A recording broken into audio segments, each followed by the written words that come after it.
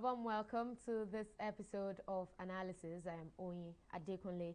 Now, in what can be described as a landmark judgment and victory for farmers and victims of oil spillage in the Niger Delta, a Dutch court has ruled that compensation be paid to affected persons. The legal effort seeking accountability for the oil pollution in the Niger Delta was taken before the court by Friends of the Earth in 2008 and has dragged on for so long that some of the Nigerian farmers involved have died. Finally, last week, a Dutch court ruled in favor of the victims, saying that Shell's Nigerian subsidiary was responsible for multiple cases of oil pollution. The Court of Appeal in The Hague ruled that the Nigerian arm of the British-Dutch company must issue payouts over a long-running civil case involving 4 Nigerian farmers who were seeking compensation and a cleanup from the company over pollution caused by leaking oil pipelines. And joining me now to discuss this is a lawyer, Evans UFELI. Thank you very much, Evans, for joining us on the program. Thank you. What do you make of this judgment? Well, the judgment is a welcome development because oil companies that operate in Nigeria most times do not adopt international best practice on safety measures and then to forestall issues of negligence. So what you have is a case where the oil companies, as a result of their oil exploration, they, get into environmental pollution, water pollution, and the rest of it. In this particular case, the farmers had gone to this court, the Dutch court, to, enforce their right to own those properties and benefit from those properties as their ancestral heritage. But what you have is that there was a case where there was oil spill from the underground pipe that destroyed a lot of farmland and then aquatic life, and then the whole place, a lot of losses were incurred by the natives of this community. And they had to approach the court for redress. And Shell came up with a defense that, it was as a result of sabotage. Exactly. And then that people are vandalizing their facilities, and that is what occasioned. In fact, they even made allegations that the host communities are responsible for the spillage and all that.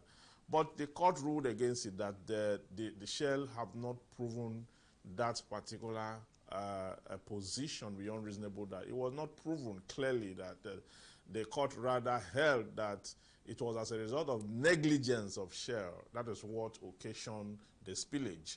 And if you look at authorities in a very celebrated case, the case of Ryland versus Fletcher under negligence, Blackburn J made a pronouncement that if you keep in your land or you keep in your custody, your place, your station, anything that if it spill, it is likely to do damage to your neighbor, okay? If that happens, you'll be prima facie liable to the extent at which the damage has occurred. And that is the rule that established what we call the duty of care under law, under negligence, that every person who operates a business, who mine, who explore oil or natural resources should, as a matter of urgency, play by the rules of duty of care, that the other person should not be affected as a result of your own business. And on the strength of that, I think the judgment is a sound one. And then, but Shell is of the view that they are disappointed, that there is a judgment that can be appealed. So we wait and see how this will go, but I would have thought that Shell will give in and then compensate the farmers adequately for such loss, and to have gone through the rigors of litigation to this level. And you see that issues like this, we can likely say that it's almost as if we do not understand the gravity of the ecological damage that is being done in the Niger Delta. In this particular case, in the judgment, the court actually, or part of the petition that was brought before the court, was that 2 leaks that spilled oil over an area of a total of about 60 football pitches in 2 villages. And you have Shell blaming it on sabotage. Now, the Nigerian law, which was applied in this case, actually says that a company is not liable if the leaks were as a result of sabotage. So would we say now that to some extent the Nigerian, that particular section of the law is also aiding oil pollution in the Niger Delta? Well, you know, there is, it's a form of defense, okay, which usually is to protect the establishment from criminals. Okay, that the establishment should not be responsible for the act and conduct of criminals. But that is a very archaic position. It's a common law principle that, you know, a lot of countries have advanced beyond that. The position of the law right now is that if you have storage of, you know, gas or crude or processed oil and all that, you must bring in adequate security to secure the facility against whoever, whether you have criminals, you have saboteurs, you have, and all that. You must secure it. That's the position of international best practice. That, you know, and if you look at the whole thing, the reason that the Gas Reinjection Act was enacted in Nigeria, or the gas reinjection policy was enacted, is to curb pollution, is to reduce the process of oil and then focus more on gas, so that the level of environmental pollution will be reduced. Because if you go to these areas, you see that the source of livelihood of the natives are ruptured, their land is degraded, I mean, their water is polluted, and there is no meaningful compensation or development in those areas. I think that is why most of the communities, they know that they can't really get justice in the Nigerian courts. Exactly. That is why they go to the home countries of these companies to bring action against them, because at that point you are sure you are going to get justice, you are sure the laws are upgraded and up to date, you are sure that the processes are faster, and you are sure you are going to get justice at the end of the day once you prove your case. But in our own locality, it has not always been the case. In most times, you have endless adjournment, and you have litigation, heavy litigation, that lawyers will come to, you know, frustrate the process. Even when you get judgment, they want to appeal. They want to appeal until they get to the Supreme Court and the rest of it. So we have a lot of clog in the wheel of progress in the judiciary here. But over there, it seems to be more faster. It seems to be more welcoming, and they're more organized. So that is the reason why these people who have been so affected take their cases outside Nigeria for litigation. And I'm glad you've mentioned the issue of impunity going on as regards oil spillage in the Niger Delta.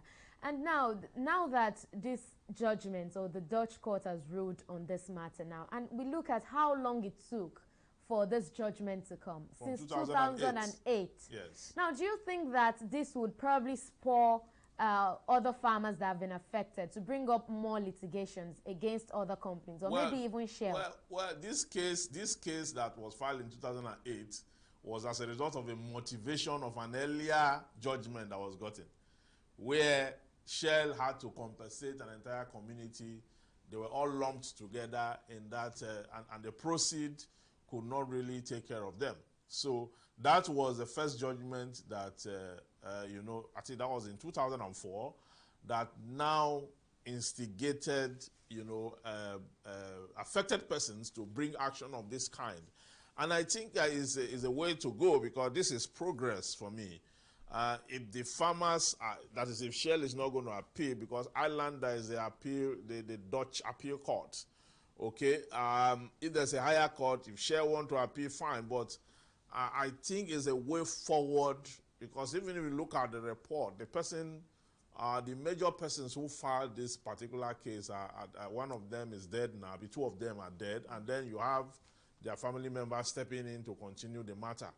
I believe that this will give us good precedent, and from this precedent, the oil companies will begin to, you know, watch how they operate here, because even the Dutch court made an order that the oil company must make sure that it deploy facilities, okay, to protect their mining process, and then to make sure that there's no spillage or there is no pollution that will create a lot of hazard in the society. So we are happy about the judgment, and the affected persons will definitely get that compensation because the court has ordered it, and that will be sustained. Well, Evans UFELI, legal practitioner, we thank you very much for giving us the legal perspective to this matter. Thank you very much for your time on Analysis. Welcome. Well, with that, we'll take a very short break here, and when we return, I'll be speaking to another guest, still on the same matter. Please don't go away.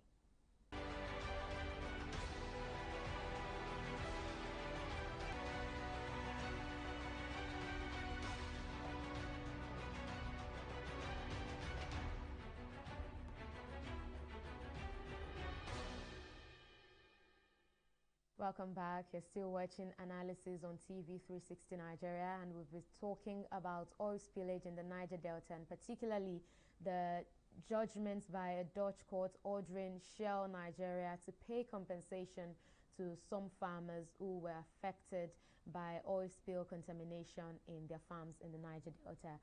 Now joining me now to discuss more on this is the coordinator of the National Coalition on Gas Flaring and Oil Spills in the Niger Delta, Edward Obi, who joins us via Skype from Port Harcourt. Edward, thank you very much for joining us on the program.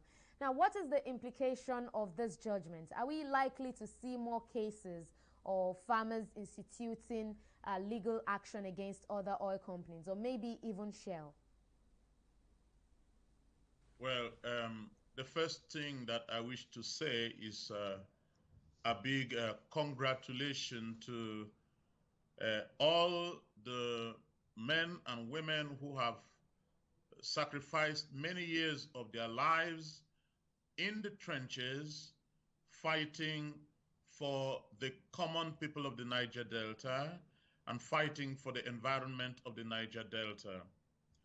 This is a victory for posterity, because it means, therefore, that the people of the Niger Delta will not be taken for a ride any longer by the oil multinationals who have operated here with impunity and sheer disrespect of the values of the people.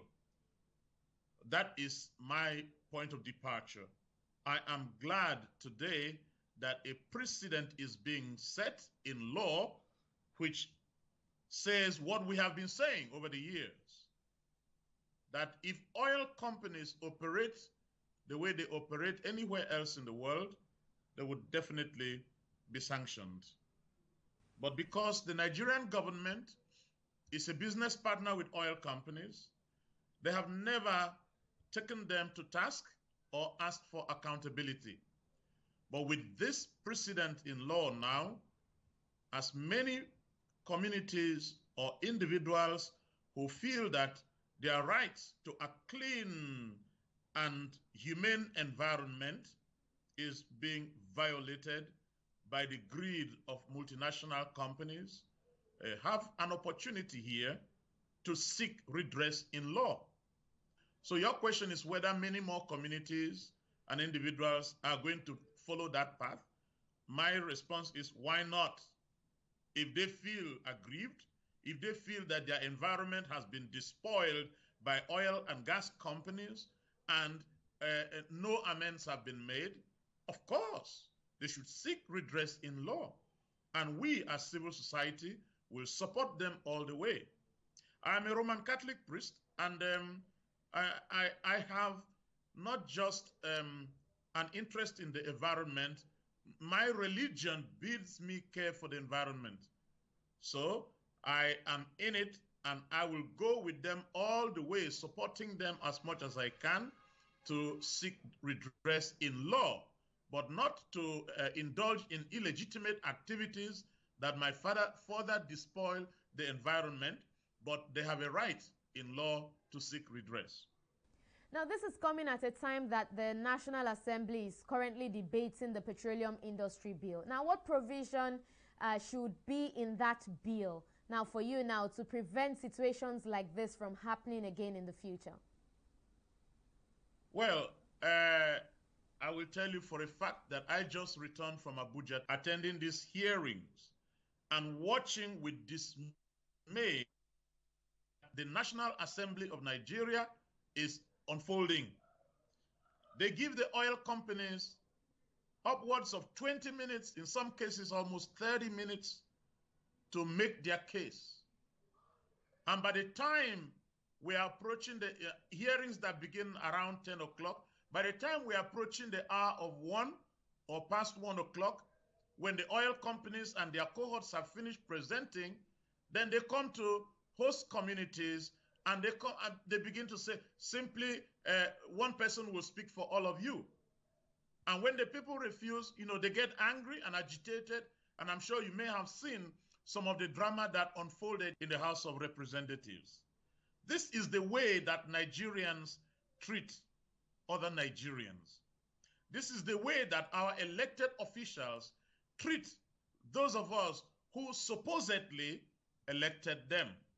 But many Nigerians know that our votes did not count. So perhaps because of that, they believe that they can treat us anyhow they like. I have been there and I followed the discussions very closely. Indeed, only 2 people in the House of Representatives hearings mentioned the word environment.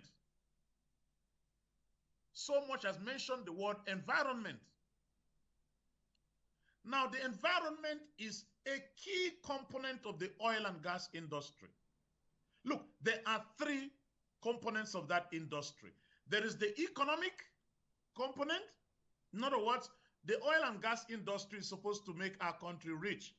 Now, there are some people who should be saddled with that responsibility of making our country rich through oil and gas. Now, there's also the technical component. In other words, the equipment must be good and fair and well maintained so that oil does not spill into the environment. Now, there are people who are specialized in that technical aspect, and they should indeed regulate that technical aspect. However, the environment, which is the 3rd component of that industry, has always been treated with levity. The environment has always been treated as if, the environment is just an inconvenient variable in that equation. Now, the environment must be regulated by an environmental regulator, distinct from the person who is trying to make money for Nigeria, distinct from the person who is trying to ensure that the technical aspects are right. There must be an independent environmental regulator, which is what the PIB fails to see. And we were there to make the point that in chapter 2 or in part 2 of the PIB, in sections 102, 103, many subsections in those sections are a complete erosion of the environmental probity of this country. And we feel, very strongly feel, that the PIB will perpetuate environmental despoilation in the country. And we know that that section was written for them by the oil and gas companies. Indeed, they are doing the bidding of the oil and gas companies. And we feel that that is not right. They have not taken the environment into sufficient consideration. Now, if you have time and you wish to, you will read sections of that bill, the sections that I have mentioned. In other words, they have completely ignored the fact that there is such an institution as the Federal Ministry of Environment in Nigeria. A federal ministry that has got several agencies under it, tasked with regulating different aspects of the environment. So they have, this bill completely ignores that. So what kind of an oil bill are we talking about here?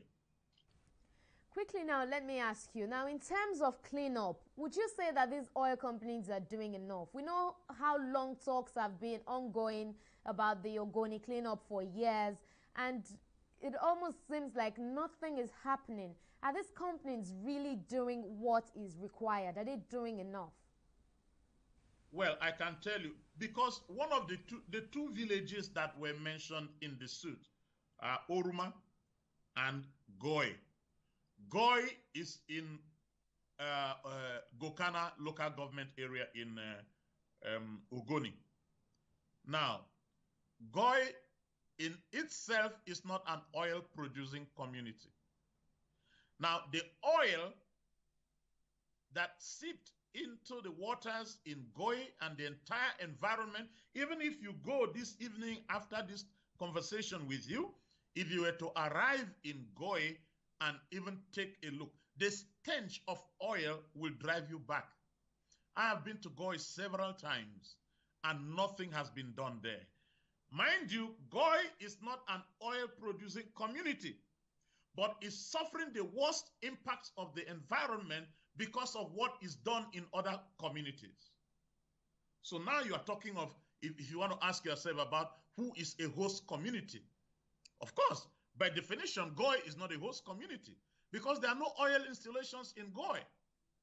Now, their fatal mistake or their sin is that they have a body of water that courses through their community. Now, that body of water, having been polluted elsewhere, brought all the pollution with them into Goi, pollution which seeped into the entire environment. Nothing grows in Goi that is of benefit to human beings. So this is what I'm saying. You know, if you're asking what is the true position now, I'm telling you for a fact that the oil and gas companies in Nigeria have absolutely zero interest in the environment. And the Nigerian government, which according to the Rogi principles of business and human rights, the state, the nation state, has the responsibility of protecting the people. The oil companies and other business entities have the responsibility to respect the people, respect the values of the people, respect their environment, respect their humanity. And thirdly, wherever there is damage, there must be remediation. Now, Goi has been in the state that it is for over 25 years. And more pollution is still coming into Goi. Where is the respect for the humanity of the people of Goi? Where is the protection that the nation state, Nigeria, should give to its people in Goi? Now, the nation state is not just the executive arm of government. The nation state includes the legislative arm of government, the same people that treated us with with shameless pride. So it is sad. It is sad that, but I'm happy because this judgment is coming right on the heels of these hearings that have just been heard or passed or perpetrated. And it is like a justification for the ordinary man whose dignity was trampled down in the National Assembly. I thank God for the Dutch court that opened this new leaf for civil society. Well, Edward Obi, the coordinator of the National Coalition on Gas Flaring and Oil Spills in the Niger Delta, we thank you very much for joining us on the program. Well, that's the much we can take on this episode of Analysis. I thank you very much for watching. I'll see you again next time. I am Onyi Adekunle. Bye for now.